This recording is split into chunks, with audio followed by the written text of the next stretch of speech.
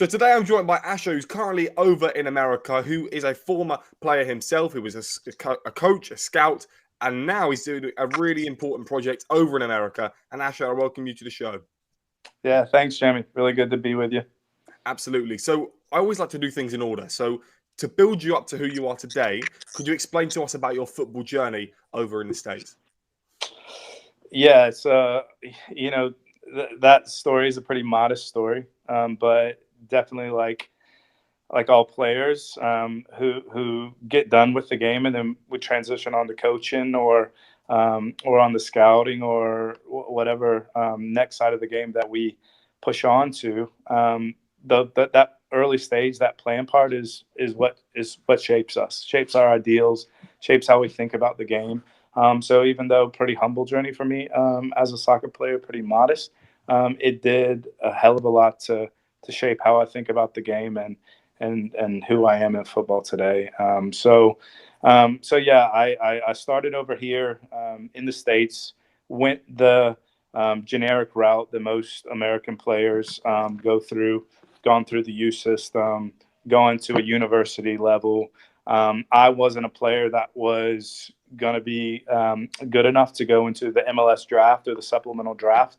I wasn't one of those players that just jumped off the page with any outstanding skill set or attributes. So it was always going to come down to a trial for me. And fortunately for me, I had a great support system. My mom and dad, grandma supported me, really well. With pushing me on and trying to get me to follow those dreams and what I wanted to do. But man, it was a lot just knocking on every single door I could. Uh, the U.S. is a massive country with not much exposure opportunities, but they've definitely grown here in the States since I was a player. But it was a lot of man. I spent time sleeping in my car in parking lots, going to different trials, as many as I could here, and I ended up getting on with USL team here that was in Fredericksburg, Virginia at a time, and that was my first step into stepping into the game.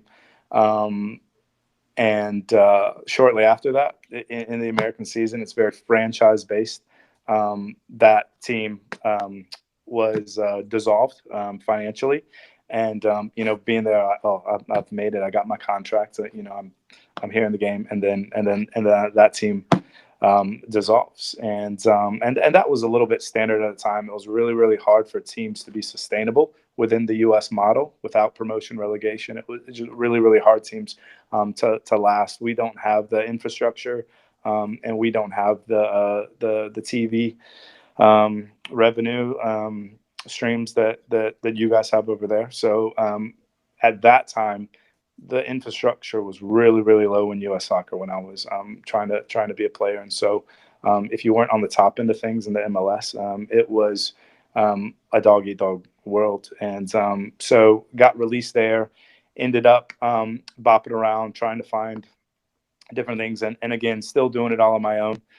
Went and did it in Germany for a while, Regina Liga, fourth division in Germany. Great experience, shaped me a lot with how I think about the game now, how I think about the control of the game and the intentionality of the game.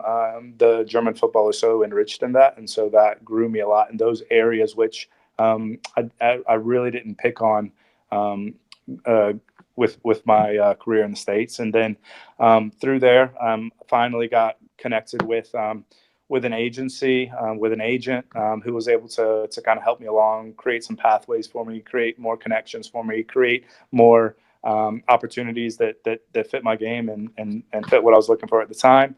So I was able to play a little bit more here in the U.S. and then kind of finally ended up finishing out my playing career in the first division in Canada, and really enjoyed my experiences over there.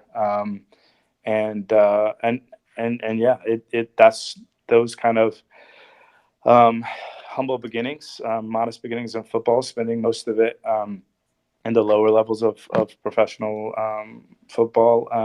shaped my mindset of how my grittiness and my determination, and then it also shaped how I want to help players today, and that's why I've gotten on what's pushed me onto the coaching side of it and helping players, and what's pushed me onto now on the scouting and agency part of it, being able to create an environment and a platform for players to have more opportunities. Well, your journey sounds incredibly, well, it sounds action-packed. It sounds really, really interesting. So could you talk to us about your time in Germany? So you were doing all sorts of things in Germany at the time. Obviously, football would have been the predominant thing for you, and I guess that would have been alongside, well, that would have been semi-pro, right? So that could have been alongside other things as well. So it was Regionalliga in Germany. It's still a very good level. Lots of good players in Regionalliga, and players can earn good wages and make a living in Regionalliga too. And the great thing about the German system is there's great opportunities to move up and down as a player and as a team. And so I enjoyed Germany quite a bit. Fortunate enough that where my experience in Germany was just my all enriched, learn the most as you possibly can. That's what the coach, told me right away, is that learn as much as you can, as fast as you can, learn the language as fast as you can, and that will determine what you do here. And yeah. Learning a new language as well, though. Did you ever get to learn German fluently? Ein bisschen. Yeah. I learned a bit of German, and when we kind of talk a little bit more about what I'm doing now, that's one of the things that is important to me about the project that we're doing now, is having that experience of going into a new country, going into a new culture, going into a new style of play, system of play, way of playing, way of thinking about football, and then into a different language barrier. Man, that is tough, and you do it all with, you don't have any connections, you don't have any support system there. Didn't know anybody, and the feeling that you have when you lay at bed at night, and I tell this kind of with the players that I work with now, is it's one of those feelings that makes or breaks you as a player, because the feeling that you have when you lay at bed at night, literally at the time, my identity was what I did as a player that day. I didn't have anybody to lean on or spend time with or re-energize or whatever. It was just me in bed at night. If I, how did I do in the session? How did I perform in the game? And that was my identity, and having to live with those bad moments and not even being able to really articulate or express myself, and have really important dialogue with the coaches and teammates, and being kind of the outsider coming into a whole new ecosystem, that makes you grow as a player really, really quickly. I wanted to ask about Canada, because as I'm seeing here, first division in Canada, unbelievable stuff. Would that have been professional? Yes. Yeah. Okay, so of course that should have been professional. And in the MLS, there is a few Canadian teams in there, right? So there is a few Canadian teams in MLS. Yeah. So how did that sort of work with Canada and America? So, and how do you determine who goes in what? I mean, they're two totally different leagues. So MLS has several franchises, and Canada has several franchises in the US. But under the MLS, the two countries have different lower professional teams. So under the MLS in the States, you have USL Championship, MLS Next Pro, and USL One. And then over in Canada, you have the CPL, and then League One underneath that. So those are the domestic leagues for the two individual countries. And going into what happened after then, so you decided to call it quits in football. Around what age could you tell us? And then how did you decide? 28, 29, 28, 29. Yeah. And how did you decide that would be the right thing for you? At the time, I was struggling with an Achilles injury. So I did a ton to come back in between seasons and get right to be able to help the team and get back into the squad. And during that time, I was getting a little bit more involved in the in the coaching scene in those areas, and I absolutely adored some of the coaches that I came into contact with. One of my mentors, Tony Ronca, really well-known coach in the Ontario world, has helped a lot of players onto Canadian national team, professional levels, university levels here in the States. Being around people that influence people strongly really, really motivated me to want to do the same. And I just kind of got to the point where I think I could help more people as a coach than a player. As a player, I wasn't ever the absolute best on the field. I had to do so much work, so much focus, so much preparation for me to be able to impact the game how I wanted to at the levels.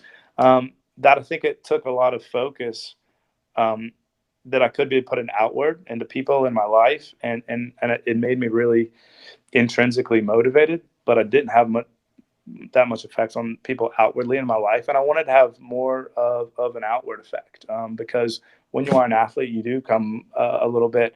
You are in a microcosm, and you become hyper focused on what you're doing because you're in such a competitive environment daily.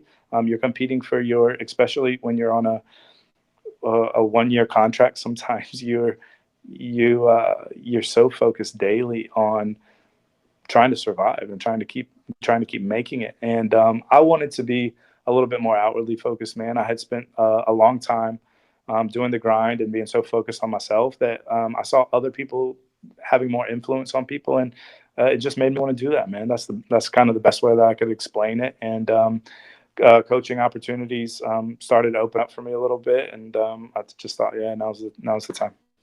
Well, the 1-year contract situations happen in England as well, and I think that's a really big con of the game as a whole. But before we go on to your coaching and scouting journey, could you just quickly summarize how American football, how soccer in America is leveling up with the Club World Cup now coming over there? It's quite a big step for America. Yeah, for sure. I think that there's a couple things that are changing the landscape of soccer in America right now. Big one, probably the biggest hot topic right now is the introduction of promotion relegation into our soccer pyramid. So USL Championship, USL 1, that will be the first time that we've had promotion relegation in our soccer system. So I think that's going to be a massive change. I think the opportunity for investment is going to be huge. With teams not just able to buy into a franchise now they can buy into a pyramid, and they can buy into a USL 1 and then get promoted, and so I think the investment opportunities are far greater now. I think that the US model, especially 10 years ago, was to, on the MLS side, on our top side of things, was to invest in players that are towards the end of their careers and invest in the commercial and marketing and branding side that they could offer the U.S. Instead of investing into younger players that can help build our game here. And so we've seen great examples over the past few years of those investments playing off. Some MLS teams have done a really good job with it. You see the Aronson brothers over there. Pulisic over there. Some players that that MLS invested in very, very young. They're seeing those dividends of that still. So I think that model's changing a little bit, and still, obviously, we got Messi's over here in Miami, so the commercial side of it is still huge. But I think it's becoming a little bit more balanced in how teams are investing in the players that can help build U.S. soccer and creating bridges for them and bridges for the next generation, but also, still getting those players that raise the profile of our sport too. Well, I believe that you're exactly what people need in America. You need the coach, you need the person to lift you up when you're feeling down. So go ahead and talk to us about your early days coaching in Canada. So obviously you were playing there before, but in Canada as a coach, what was that like? Yeah, I felt early on in my career, coaching, totally different than I do now. I always wanted to be inside the field, close to the players, impacting the sessions, feeling what they feel, being close to it. Very energy based with it. Especially when I started, first out coaching. So that shaped me a lot. And the mentality of the session, the mentality of the player was super important to me at that point. And then um, as I took a step back, I I got out of more of the running the sessions part of it, and then coming back to the States, I was coaching at the university level. Was introduced to the university level, and to the game. When I took a step back, I was able to take a big picture and affect things big picture instead of just inside the field and affecting things on such a small, minute scale. Stepping back, I was able to really help players a lot more. Um, when I did kind of change that first mindset that I had, that I just wanted to drive the session and make it a high level session. And okay, not every session has to be 100 miles per hour all the freaking time. Sometimes the rhythm of the game changes. Like we all know, the rhythm of the game changes, and my coaching voice has to change with it, and what how I make the players feel and think in those moments have to change with it. So, yeah. Obviously, scouting has been a part of your journey as well. Now, Mhm. scouting and coaching could be quite in the first place. Man, I just came into contact with so many players that were super talented that didn't have anything to do next in their career. They didn't have next steps.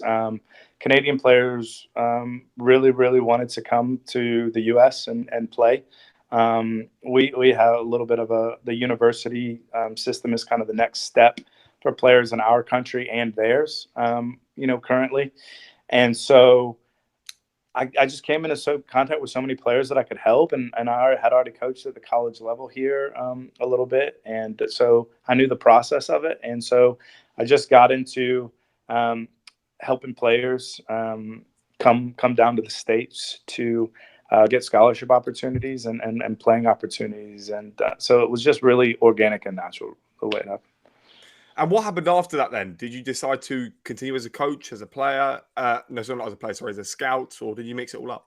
Yeah, I was heavy into the scouting side of it. I was, meeting with the sporting directors, meeting with the general managers, meeting with clubs, forming relationships. Building my reputation and in my eye with people. And so I was very, very heavy with it. A couple things happened. A ton of coaching opportunities arose during that period, and COVID happened during that period. And so I was really focusing on helping players get from North America to Europe, predominantly Germany, Scandinavia, was starting to have some pretty good success. And then COVID hit and absolutely stopped that. And so, having those opportunities at the same time and keeping my hand in the coaching side of it, and then COVID coming and really knocking me off my feet in terms of the all the work that I'd done scouting wise. I just at the time I was like, well, I kind of need to reinvent what I'm doing, and um, the coaching doors are opened up. So I said, I think this is what I'm supposed to be doing now. So I just ran with it. And what's the link between what you do now, which we'll go into in a minute, and COVID time? What bridged the gap in between those few years? Um, just being really ingrained in a lot of levels of coaching here in the States, and being involved in the player development side of it, and being involved in the university side of it, and being involved in the lower level professional leagues here, and getting to know all the different parts of the system, getting to see how players interacted with that system, and how it helped them, how it hindered them, and that shaped me a lot with seeing players in their journey and seeing where help is needed. Again, the U.S. is such a massive country with very little exposure on the football side of things that there is a lot of support and pathway creation that needs to happen in the States for us to become a better place for footballers. And now then, TECCE FC is what you're currently working on. And Yeah. it is quite a unique project. I've never really heard something like this before. So could you Yeah. just go ahead and briefly explain what it's about and what you do? Yeah, Jamie, I appreciate that. Do you like fighting sports? Me personally, I'm not a bit. I don't watch like UFC, but I like the boxing sometimes. Okay, you like the box. Yeah, so yeah, I love that about England too. Is that there's a great fighting sport culture, Mm. boxing, MMA, UFC. Love that. I've always been into fighting sports too. One of my favorite parts about the fighting sport culture is the support system that goes around the athletes. These athletes have teams of individuals around them supporting them. They have a manager, they have an agent, they have a striking coach, they have a defense coach, they have a fitness coach, they have sports scientists all around them that are not making sure they get the fights when they need to, making sure that they're getting the right training, the right environment, the right everything to be able to um, help them succeed in their career. And so I figure, like, if you have any sort of ability, if you got that whole team around you working with you all the time, well, you got to be able to do something in the sport, right?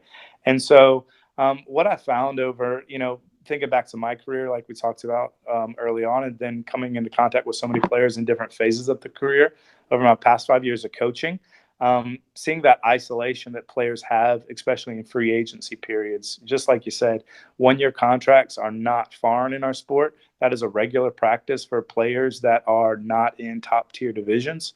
And so there's a ton of time that players spend in free agency in our sport, man. They spend it in free agency. They spend it in gyms working out alone. They spend it on their computers trying to find their next place that they're going to play, the next agent that's going to represent them, the next everything that they need.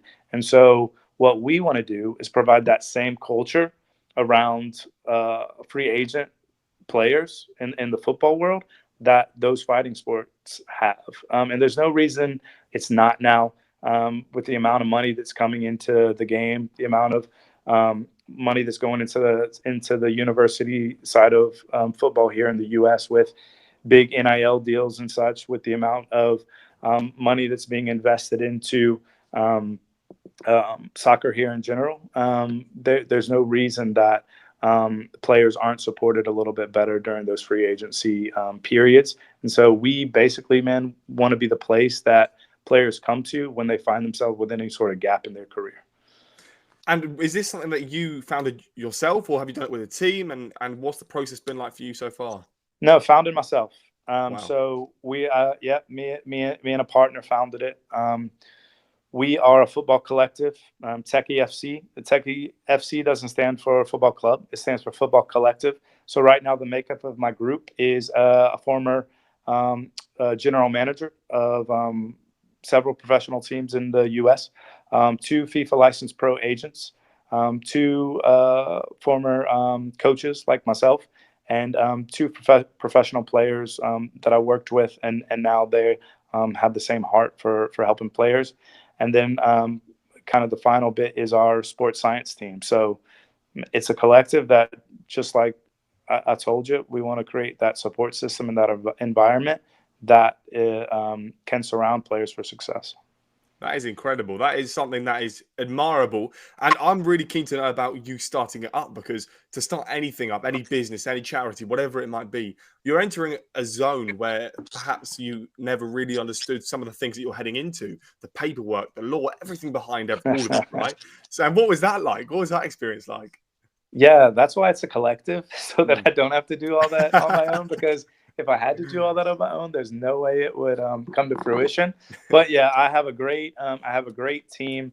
I have my business partner, um, uh, Robert. He's really good at the admin and the paperwork side of things and the business side of things. He's owned a ton of businesses. Um, here. So he's really familiar with everything from the business side of it, and he does fantastic, so that I can focus on the sporting success of the project. But we're figuring out right now, just like you said, we're figuring out what works with us, what doesn't. We're figuring out who we want to align with our project. Different groups, different investors that are hearing about us and seeing our vision and wanting to potentially come alongside it. So it's honestly day by day, with how it's coming together. We had a great communication with a sporting group in another country that wanted to form a partnership with us last week, that wants us to be the place that they send their players that they're trying to market here in the U.S.